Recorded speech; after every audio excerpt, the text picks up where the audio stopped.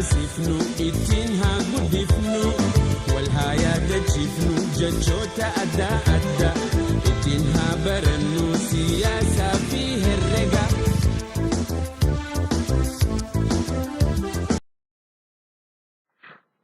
Hai nagaa keessanna. Har'ammoo me example tokkos waa'ee filooti. Waama akka hojjetu mee check waliin haa goonu filootistii wajjin haa hojjennu. Kana balleessine filootii mee haa hojjennu.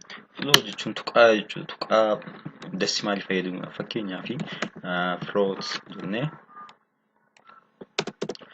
float jennee a is equals to 2.3 float b is equals to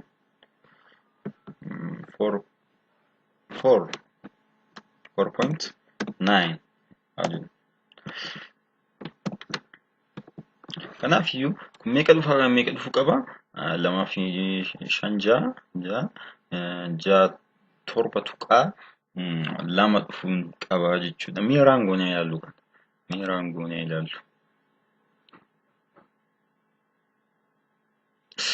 samiin keenya wanti hin goone asuma irratti sam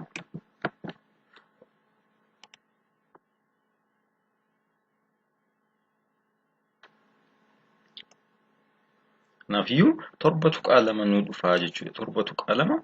dhufaa jechuudha. Utoo amma kana intiin fayyadamne mee check goonee nu hojjetamoo nu hojjetuusaa waliin check haa goonu jechuudha. Kanaaf tuqaa yoo jechuu barbaadan filootiidhaan barreessuu qabdu jechuudha. Kun dirqama keessan isti int goone mee haa ilaallu.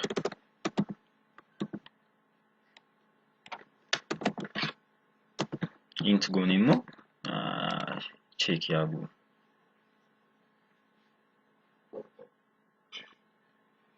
Argitanii nu hojjetu tuqaa ishii booddee nu hojjetu. Kanaafuu 2 fi 4 6 nu widee nu kaa'e. Kanaaf tuqaa kamiyyuu fayyadamuudhaaf filooti fayyadamuu qabna jechuudha.